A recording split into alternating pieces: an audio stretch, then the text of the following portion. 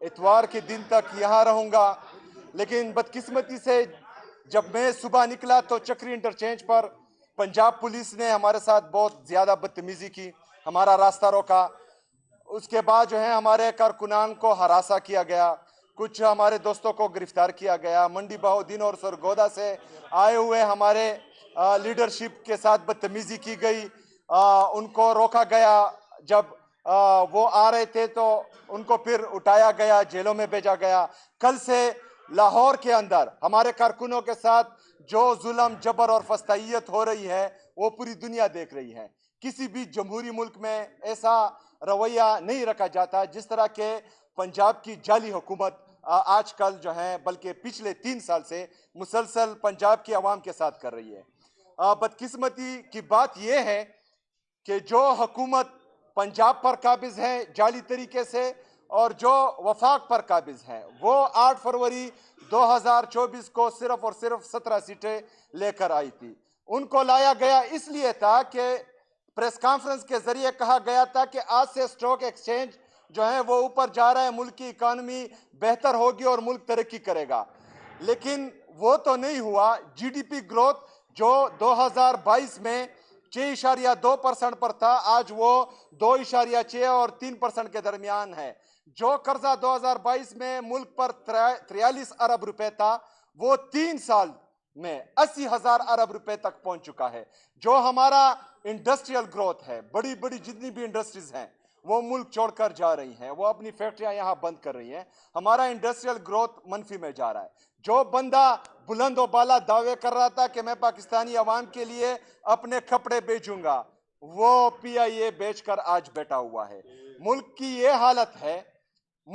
حالت ہے کہ پاکستان کا نوجوان 30 لاکھ آلریڈی جا چکا ہے پاکستان چھوڑ کر، باقی 30 لاکھ لوگ نوجوان وہ ملک چھوڑنے کے لیے در بدر کی ٹوکرے کھا رہے ہیں۔ اگر آج اعلان ہو کہ پاکستان چھوڑ کر کون سا نوجوان جانا چاہ رہا ہے تو یہاں پر ہر ایمبیسی کے باہر 2 کروڑ کی قطاریں لگی ہوں گی۔ تمام پاکستانی جو ہیں وہ اپنے آپ کو پاکستان میں غیر محفوظ سمجھ رہے ہیں، چاہے وہ جانی لحاظ سے ہو چاہے مالی لحاظ سے ہو، اور ہر نوجوان اپنا مستقبل تاریخ دیکھ رہا ہے۔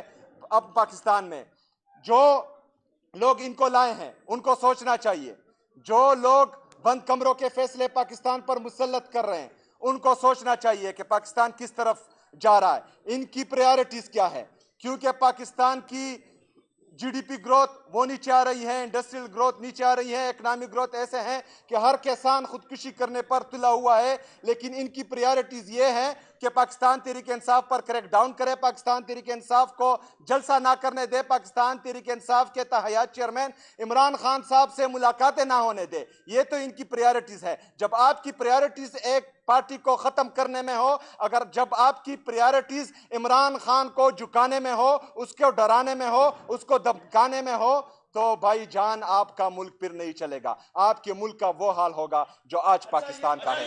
شکریہ۔ اچھا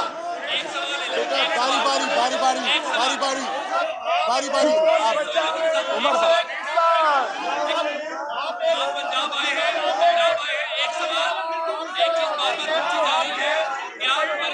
کون بچائے گا پاکستان؟ پنجاب کے وزراء ایک بات کر رہے ہیں کہ اگر آپ لاہور آئے ہیں تو لاہور کی سڑکیں لاہور کی ترقی سے سیکھ کر جائیں۔ آپ لاہور سے، پنجاب سے، مریم نواز شریف سے کیا سیکھ کر جا رہے ہیں جو خیبر پختونخوا کے ذریعے امپلیمنٹ ہوگا؟ جو ابھی تک میں دیکھ رہا ہوں، جو بد اخلاقی ایک صوبے کے چیف ایگزیکٹو کے ساتھ ہو رہی ہے، جو بد اخلاقی ہمارے ایم پی ایز اور پارلیمنٹیرینز کے ساتھ ہو رہے ہیں، تو میں صرف اور صرف کچھ لے کر تو نہیں جاؤں گا، کیونکہ ہماری تربیت ایسی نہیں ہے کہ ہم بد اخلاقی کریں، لیکن اتنا چھوڑ کر جاؤں گا کہ تہذیب سیکھیں، اخلاقیات سیکھیں۔ شکریہ۔